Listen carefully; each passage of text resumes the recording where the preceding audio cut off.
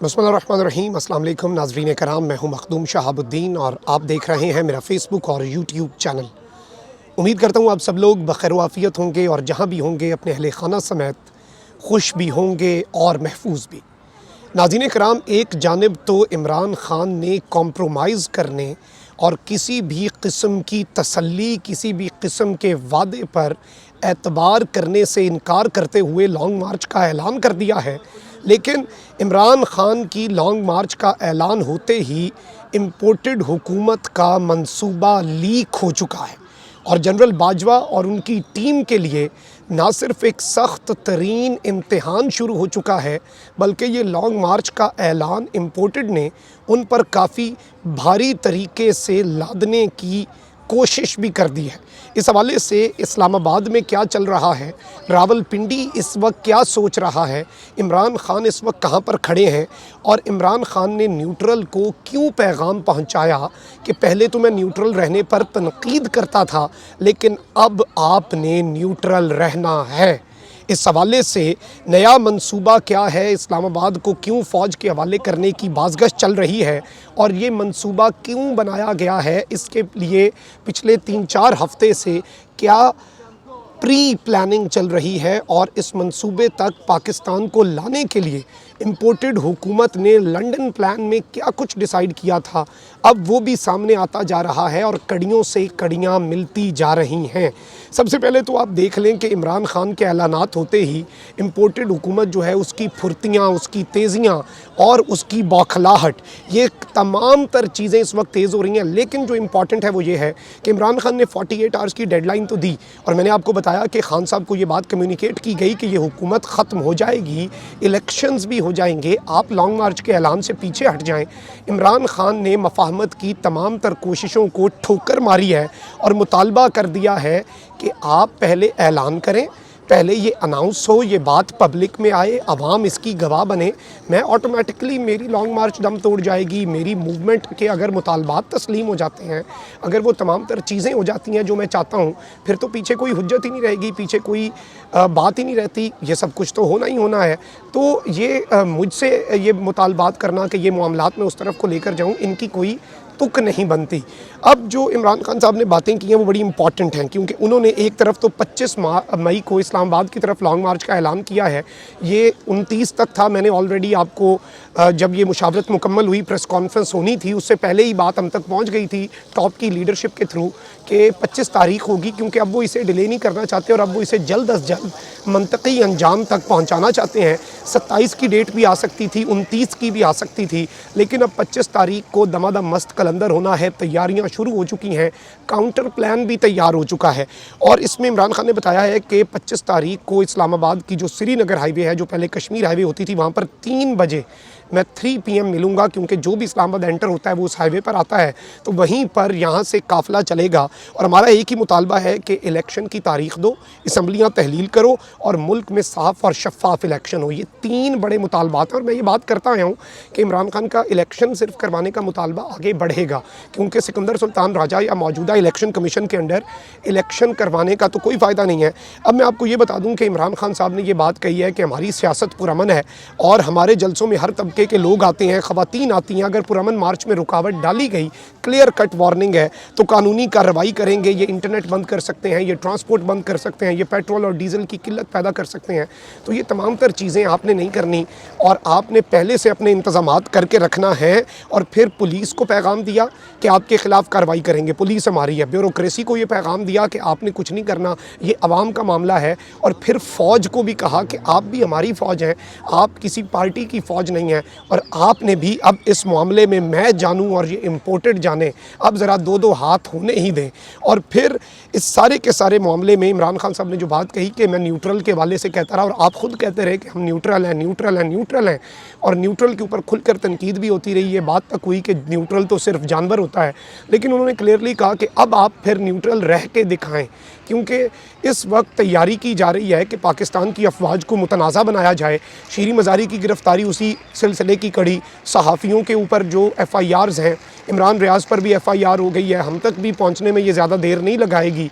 और ये पूरा एक सिलसिला चल पड़ा है। आलमगीर ख़ान पर एंटी स्टेट वॉल चॉकिंग्स का इल्ज़ाम लगाकर MNA जो है उनके ऊपर रियासत की तरफ से मुकदमा दर्ज हो जाता है। तो ये सिलसिले की कड़ी है कि पहले उन लोगों को PTI में टारगेट किया जाए या उन सहाफ़ियों को टारगेट किया जाए जो एंटी एस्टैब्लिशमेंट या फिर कुछ इस तरह की बात कर रहे हैं जो शायद मुख्तदर हलकों को नागवार गुजरे। एंटी एस्टैब्लिशमेंट में से कोई नहीं है। अगर ये सब गद्दार हैं तो फिर तो पाकिस्तान में मुहिब वतन कोई बचा नहीं। फिर नजम सेठी, अहमद मीर, अहमद वकास गुराया जैसे मुहिब वतन हो जाएंगे अगर इन्हें गद्दार आपने करना है। तो इस वक्त ये बात बड़ी क्लियर है और इम्पोर्टेड बैक टू बैक अब चाहती है कि एस्टैब्लिशमेंट जो है वो पाकिस्तान की आवाम के मद्दे मुकाबिल आए, वो इमरान खान के मद्दे मुकाबिल आए। और इत्तलात ये है कि एक जानिब तो बड़े पैमाने पर गिरफ्तारियाँ, खान साहब को तो गिरफ्तार नहीं कर सकते और मैं ये मशवरा भी दूंगा और ये डिस्कस हो भी रहा है PTI के अंदर कि आपकी जो टॉप की लीडरशिप है उसे भी पेशावर बुला लें। उसमें एक लिमिटेशन ये भी आ रही है कि उन्होंने अपने अपने इलाकों से बंदे लेकर आना है, लीड करना है। वो पेशावर से तो नहीं सब आ सकते। तो इस वक्त इम्पोर्टेड हुकूमत के पास 200 पाकिस्तान तहरीक इंसाफ के रहनुमाओं की लिस्ट है और 150 सहाफ़ी है। अगर वो 150 ना भी गिरफ्तार हो सका, टॉप के 10-12 लोग जो हैं उन्हें उठाया जाएगा ताकि बोलने वाला कोई ना रहे और कान टंग दें की तरह कि भाई एक को 8-10 को लटकाएंगे, नीचे वाले वैसे ही डर जाएंगे। इन्हें नहीं पता कि इस मरतबा आवाम की सोच क्या है और आवाम की नब्ज़ क्या है। इसमें अब इन्होंने जो फ़ैसला किया है वो ये है कि आर्टिकल है आइन का 245, इसके तहत इस्लामाबाद को फ़ौज के हवाले करने पर गौर शुरू कर दिया गया। ये गौर का बहाना है, ये मुशावरत का बहाना है। अलबत्ता इस पर ये पहले से कुछ डिसीजंस ले चुके हैं, पहले से फ़ैसले कर चुके हैं और इम्पोर्टेड हुकूमत से मेरी ये दरख्वास्त होगी कि खुदारा खुदारा खुदारा पाकिस्तान की अफवाज को इस गंद में ना घसीटें, उनका ये काम नहीं है। और पाकिस्तान की अफवाज के लिए ये इम्पोर्टेड हुकूमत का डिसीजन बड़ा भारी होगा क्योंकि आइन के तहत वो बाउंड हैं कि वो गवर्नमेंट के ऑर्डर्स को फॉलो करें। और इस सब में दो चीज़ें हैं। एक तो ये है कि अगर ये मार्च पुरअमन है, इमरान खान साहब ने खुद कह दिया कि हम कोई तोड़ फोड़ नहीं कर रहे, हम कुछ भी नहीं कर रहे, हम तो पुरअमन एहतजाज करने आ रहे हैं, हम तो पुरअमन लोग हैं, औरतें हैं, बच्चे हैं, तो फिर फ़ौज को बुलाने की क्या ज़रूरत है इसमें। और ऑब्वियसली फ़ौज जो है वो अल्टीमेट कदम तो नहीं उठाएगी कि वो बग़ैर किसी वजह के आवाम पर चढ़ दौड़े या आवाम पर गोली चला दे या ये सब हो जाए। ये आउट ऑफ क्वेश्चन है। इसका 1% जो चांस होता है वो भी नहीं है। लेकिन ये सब कुछ एक मंसूबे के तहत किया गया है, ये सब कुछ एक स्ट्रैटेजी के तहत किया गया है और पाकिस्तान की जो अफवाज हैं उनको मुकम्मल तौर पर टारगेट करने का ये एक घिनौना मंसूबा है, ये एक गंदा मंसूबा है। और ये इम्पोर्टेड हुकूमत ने इस वक्त डिसाइड कर लिया है कि यहाँ पर ये ख़ुद से भी कुछ ऐसे मामलात कर सकते हैं। देखें, अगर ये पाकिस्तान की अफवाज को बुलाते हैं और वो सिक्योरिटी संभाल भी लेते हैं, वो पुरअमन मुजाहिरीन को कुछ नहीं कहेंगे, लेकिन ये इस तरह की सूरत हाल बनाना चाहते हैं कि खान साहब को पेशावर की हदूद से निकलते ही, इस्लामाबाद की हदूद में आते ही गिरफ़्तार कर लिया जाए। इमरान खान अकेला तो नहीं आएगा, उसके साथ चार्ज क्राउड होगा, उसके साथ उसके जानिसार होंगे, आसपास बड़े पैमाने पर पेशावर से, KP से आवाम होगी। तो क्या वो चुप बैठेंगे? वहाँ पर फिर अल्लाह ना करे जो है प्लान उसमें यह है इम्पोर्टेंट हुकूमत का कि मज़ाहमत हो, केओस हो और फिर ज़ाहिर बात है अगर इस तरह के मामलात हों तो पाकिस्तान की फ़ौज को इंटरवीन करना पड़े। तो मैं ये समझता हूँ कि पाकिस्तान की फ़ौज सारे के सारे मामले में अगर इस वक्त कुछ कोशिश कर रही है तो वो मफाहमत की कर रही है, वो अफ़हाम व तफ़हीम की कर रही है, वो सूरत हाल की कर रही है और वो इस सारे मामले को क्लियर करने की कि भाई ये पाकिस्तान जो है वो उस नहज पर ना जाए और ऐसी नौबत ना आ जाए कि ना चाहते हुए भी हमें निज़ाम को लपेटना पड़े। इमरान खान भी इस वक्त जमहूरी रवैया अपनाए हुए हैं, पॉलिटिकल अपनी स्ट्रगल जारी रखे हुए हैं और वो इस्टेब्लिशमेंट से किसी किस्म की ना तो सपोर्ट मांग रहे हैं। अब उन्होंने कहा कि ठीक है अगर न्यूट्रल ही रहना है तो अब आप न्यूट्रल रहिएगा। ये मेरी आपसे पब्लिकली आवाम के सामने आकर दरख्वास्त है क्योंकि मेरी इत्तलात के मुताबिक ये आर्टिकल 245 वाला मनसूबा पहले ही खान साहब तक पहुँच चुका था और खान साहब को इसके बारे में पेशावर में आगाह कर दिया गया था कि हुकूमत ये सोच रही है। और इससे पहले भी पेशावर उनके जाने वाला भी अंदर से ही कोई ख़बर आई थी और कुछ खैर खाओं ने जो पाकिस्तान के खैर खां हैं, खान के नहीं, जो पाकिस्तान के खैर खां हैं, उन्होंने ये कहा कि आप पेशावर चले जाएँ, आप गिरफ़्तार हो जाएंगे, इसलिए वो मुल्तान से पेशावर चले गए। और इमरान खान साहब के बहुत से लोगों के अभी भी राब्ते बहाल हैं, परवेज़ खटक हैं और लोग हैं जो इस वक्त कोशिश कर रहे हैं कि मामलात तय हो जाएँ। मसला ये है कि नवाज शरीफ रेडी हैं, इत्तेहादी रेडी हैं, शहबाज शरीफ इक़्तिदार के साथ ऐसे चिपके हुए हैं जैसे बालों से च्विंगम चिपक जाती है और वो उतरती नहीं है और वो उतरने का नाम नहीं ले रहे। ऑल्दो इनके पर कट चुके हैं, बैक टू बैक धचके लग रहे हैं, पंजाब में वोट्स इनके दिन ब दिन कम होते जा रहे हैं, इनके बंदे जो हैं मुनरिफ वो रिज़ाइन कर रहे हैं जो कि एक जेन्युइन उनका राइट है, तो वोट तो कम होते जा रहे हैं। और वफाक के अंदर भी एक इत्तेहादी के सर पर ये खड़े हैं, सदर मुमलिकत किसी भी वक्त एतमाद के वोट का कह सकते हैं।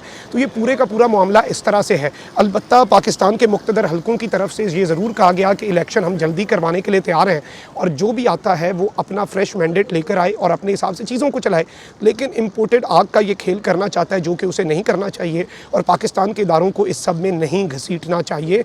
वो पीछे बैठे हैं, वो न्यूट्रल हैं, उन्हें न्यूट्रल लाएँ और रहने दें और उन्हें आवाम के मद्दे मुकाबिल ना लाया जाए। कमेंट सेक्शन में राय का इज़हार ज़रूर करें। अपना बहुत ख्याल रखें। अल्लाह निगहबान। पाकिस्तान जिंदाबाद।